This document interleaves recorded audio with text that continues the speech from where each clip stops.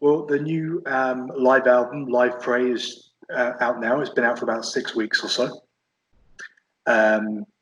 Was there always planned to release a live album this year? No. It just things came together. In the first place, we absolutely did not know that this show was being recorded back then when we played it. The sound guy who mixed us, who is a friend of mine, because it's the city where I live. The show took place, and some weeks after the show, he was by the way, I've got some data for you. What data? Yeah, I recorded your show. Do you want it? Oh, yes, why not? Yeah, just give it to me. And then it took another 6-8 weeks until we managed to finally meet with a USB device. And then I got the show, and it was, oh wow, this sounds pretty cool. And then I was, oh okay. And then my brain started working, because it's not a secret that I'm not so much pleased with my performance on the first album, drumming wise and everything. And then I was listening to, oh, this sounds pretty massive, and I was praying like, oh, please don't let there be no mistakes, no heavy mistakes in there, because then maybe we can do something with that. And then a friend of mine who runs that underground tape label, Low Fidelity Assaults, he approached me like, oh, is it good? Do you have the recording? Maybe we can make like an official bootleg tape release.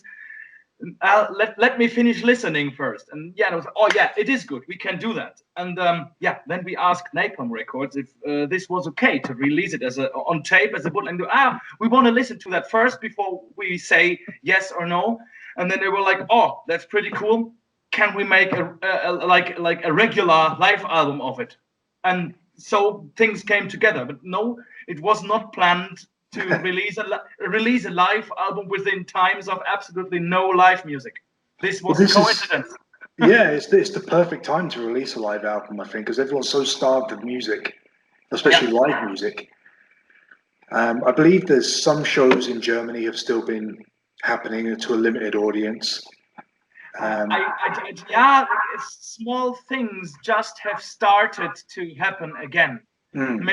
Mostly outside for sure, because it's always better to do things outside than in closed buildings. But I haven't been to anything. My wife has been to a show last weekend, but like sitting apart from each other, like 2 meters, and different thing.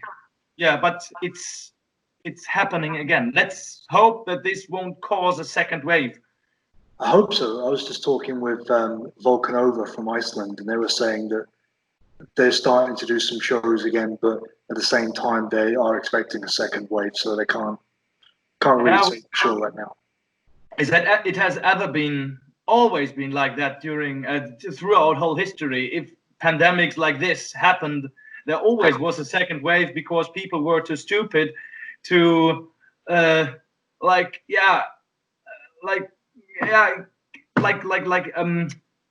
get a massive lack of words right now. Wait a second. Don't worry.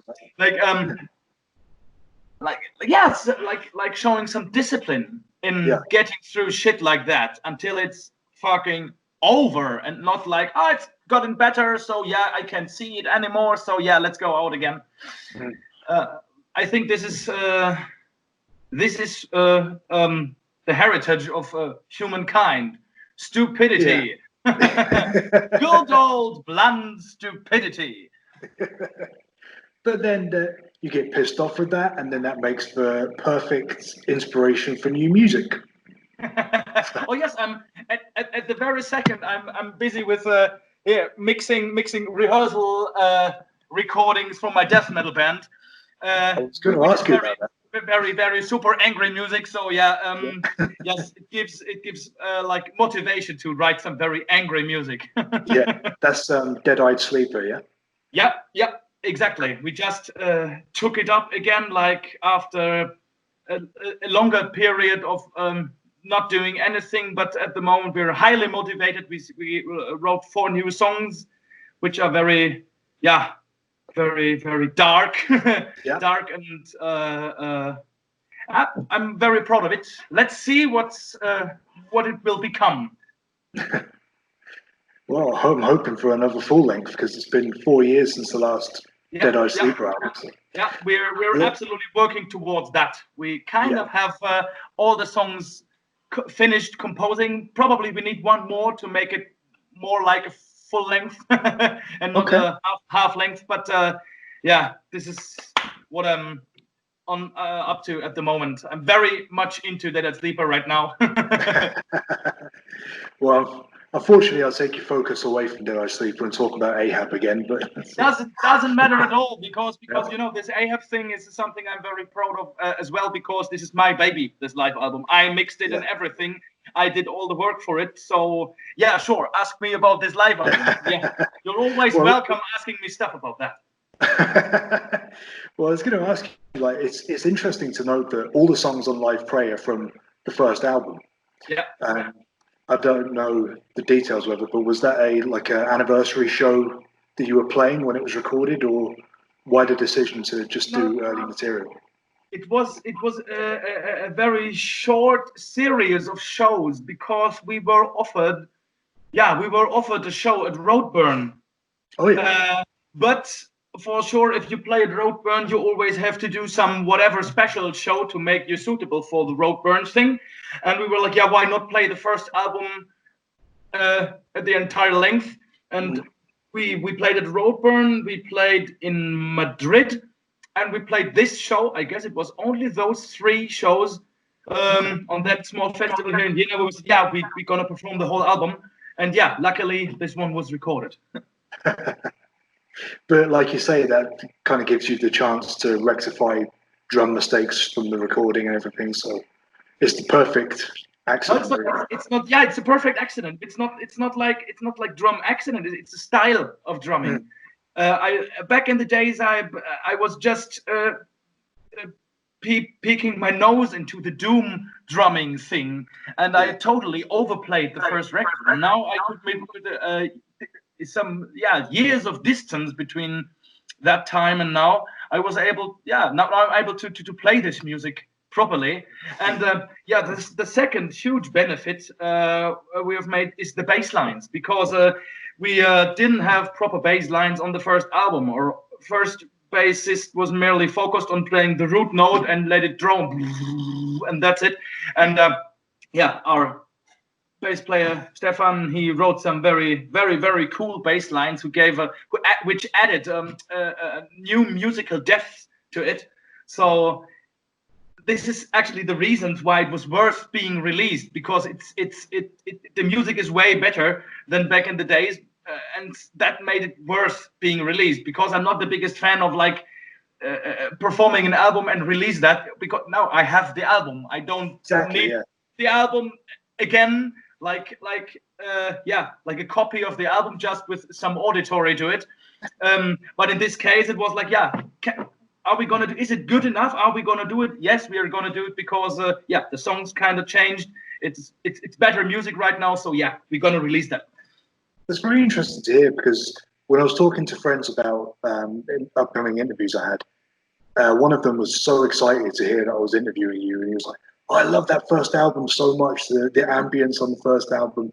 So it's kind of interesting to hear how much you've progressed since then, how much you can add to that first album. And as for the live album itself, how well do you think it represents a live Ahab show? Yeah, it absolutely does represent an Ahab live show, because I was absolutely not able to perform any tricks on the recording, because I didn't receive track by track, like bass drum, snare drum, toms, overheads, guitars. I just got one stereo file with left and right with the whole band on it. So there was absolutely no space for editing mistakes or fuck ups out of the songs. So this is how we play live. So it does represent. Excellent. Cool. Obviously, again, when I was telling people about doing the Ahab interview, one of the questions I got a lot was new material. Obviously, right now you're working on Dead Eye Sleeper, but How is there any new material in the works from Ahab right now? Yeah, there is. We actually have finished some songs. It just yeah, obviously it's taken a while. In the first place, for very very obvious reasons, that some children arrived in the band. Okay. So yeah, there was merely a focus on babies than on guitars during the last years. And last weekend we had a very very interesting talk. All the four of us, we met and we were talking about yeah, this a very personal band talk, like what we didn't like so much in how maybe the band work, what the band work became. And I guess we have just had, it's nothing serious, it's just a very normal thing every band has to get through from time to time. But at this point of time, I think we need some slight restructuring among the four of us, and then we will roll again. But we need some more time, because so far I fear that the new songs we wrote are too close to the boats of the Glencarrick, seen from a stylistic point of view, and I'm not gonna repeat an album. We don't want that. So there is material. We still absolutely love each other. We just need some more time before we get into we maneuver us into a band crisis. I want to avoid that. So people have to be patient, and at least we have to be patient, because everyone was like, let's come write an album. But if it doesn't work properly, you can't force it. So we just need a little bit more time, and then everything will flow again. I promise you.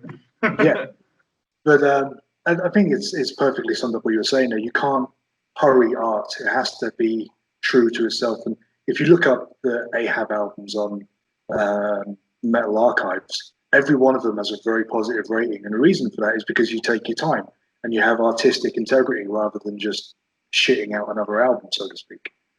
Yeah. And, well, one thing I noticed on there, which caught my eye, was that every Ahab album, obviously we mentioned Live Pray, but even going back to the first one, it's all been released through Napalm Records. So what is it, Napalm? What's special about the relationship between Ahab and Napalm that's kept you together for this long? Ooh, so I have to be very diplomatical here.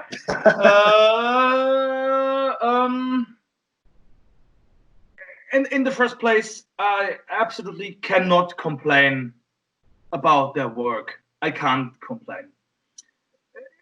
For my personal taste, there are a lot of record labels which I would estimate being more suitable for Ahab, but they have always done a good job. And finally, we through those years, we met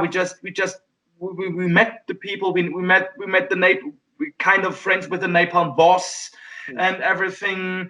So we just didn't feel the need to change anything, because they're doing a proper work. For my taste, there could be some less misunderstandings sometimes, but I definitely see that they worked on that. They've been working on that, and it became better, especially in the last month. So it's not a super special relationship, but they're just good, and that's it. And Conan are on Napalm as well, so we're at least in a little bit of good company. Oh yeah. There's no shortage of good bands on Napalm, so. Sorry, what was that? I said there's no shortage of good bands on Napalm, so. Yeah, they became years ago. There was only those plastic sounding female voice bands. But then the first step they did it towards a huge better much better direction was when they signed Monster Magnet. Oh, what the fuck is going on? They signed Monster Magnet. Oh, wow, a good band of them. And then they progressed towards a label I could take more serious in terms of music, in terms of the music they sell. So yeah, there's it's all good, but nothing super special. Okay. You're not like the Napalm House Band. So. Oh, what would that be? What would that be? Which band? Napalm House Band. Ooh. Clearly not Ahab. I don't think that we, if you see it from the perspective of a label, we're clearly not the band who gets them the most money. So we're probably not the house band. But definitely one of the bands that gets the people that are really into music and the gear and all that. That's Ahab's a band that gets all the gearheads talking, definitely. So. Yeah. And again, I've got so many. What gear did they use on the first album? How did they get the ambience and all this kind of thing? All these questions about the first recording technology. First album was super easy. You just play the guitars directly into the computer and put plugins on it. And every second plug-in has to do is somehow related to reverb and more reverb, and then a little bit more of reverb. Oh, okay. So a good mix. Yeah, it has. I can't deny that, even though I'm not absolutely. Yeah, nowadays my view. Yeah, every musician views his own music very critical. At least every musician should view his music in a very critical way. And yeah, it's a pretty normal thing that I'm no longer satisfied with my drumming on it, but I'm absolutely with anybody else. The atmosphere on that album is absolutely great. So I won't ever deny that. So in this term, it's still a very good album. Good. Obviously, with the band name Ahab and a lot of the song titles and album titles, it's very much focused on the sea and the ocean. I think I read that it's nautical doom metal you described yourselves as, which is fucking awesome. And so what is it about the water that attracts so much material and influence? I think it's the very obvious reasons. If you take the oceans in the first place, like if you compare the percentage of how much of the oceans on our planet have been explored by humankind compared to how much of the percentage of our galaxy is being explored. This is that's kind of baffling, because actually we don't know anything about the sea. We seem not to know anything because nobody knows what's going on there. Yeah. And from time to time, those huge creepy creatures are washed. Dead creatures are washed on the shore on shores. When people wonder what the hell is that, it looks like a fantasy creature from a fantasy story or a movie, but this is probably nothing that exists. Oh yeah, it does. It lives down there in the sea. So yeah, it's the big mysterium. And then the sheer size of it, the power of the sea. If like in the end, you can refer that it's Mother Nature, but if you look at the sea, Mother Nature's power is being displayed in a very, very clear and unmistakable way. So yeah, the sea as the whole thing. And then if you go into detail, life comes from the sea, our life goes back to the sea, and it's the sheer hugeness of this phenomenon, sea. That's a very interesting answer. It's like you say, it's very much like space in that there is so much unknown that you can use what you do know and you can imagine things. There's probably come a time when these creatures have washed up on the sea and everyone goes, what the fuck is that? Except for Ahab that goes, I told you, track 3 of the giant, I told you. And just to finish on a lighter note, my friend Nick that was asking me the questions about the gear and the album and everything, his girlfriend had a question for you as well. Which Nick? My friend Nick that asked about the gear and everything. His girlfriend. Okay. No, just I was wondering. I have a friend named Nick from the UK, so I was and he's a journalist as well. He writes for Kerrang. Yeah, Kerrang. Nick Ruskell. He's a singer and guitar player in Witch Sorrow. So would have been a very, very funny coincidence if exactly this Nick would have asked the question. No, this Nick's from America. Okay. Yeah, but his girlfriend Dom wanted to know, how often do you go fishing? She said, if you're out to sea all the time, how often do you go fishing? Never. Actually, never. I actually try to not to eat animals at all. Sometimes I do, because especially I love fish, but I always feel bad if I eat animals. And to go fishing and then kill the animal, I think I'm just too soft for that. I could not do that. No. The other ones, no, I don't think that any one of the Ahab band members ever have been out for fishing. But our bass player has a license for small boats on rivers. Only sweet water boat license. He cannot run a ship on the sea, but at least this is a kind of nautical thing in Ahab. Just a kind of nautical thing. Well, someone had to do it in Ahab just to really make it authentic. Yes. Cornelius, mate, thank you very much for taking the time to speak to me today. I really do appreciate it. No, thank you for your interest in our work. No problem. When this came up, I had to do it. So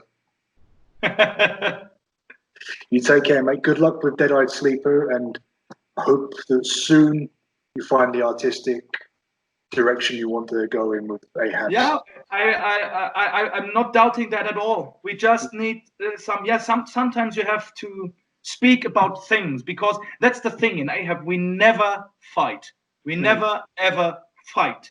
It's all talking. If there is some if things are not going so well, we always manage to talk in a smart and silent. It's pretty much silent actually, because we never scream at each other. at each other. Yeah, bless you again. But these things need time. But then they will be good in the end when you give those things time. Vielen Dank, Cornelius. Yeah, you're always welcome. Stay healthy. Thank you. You too. Peace.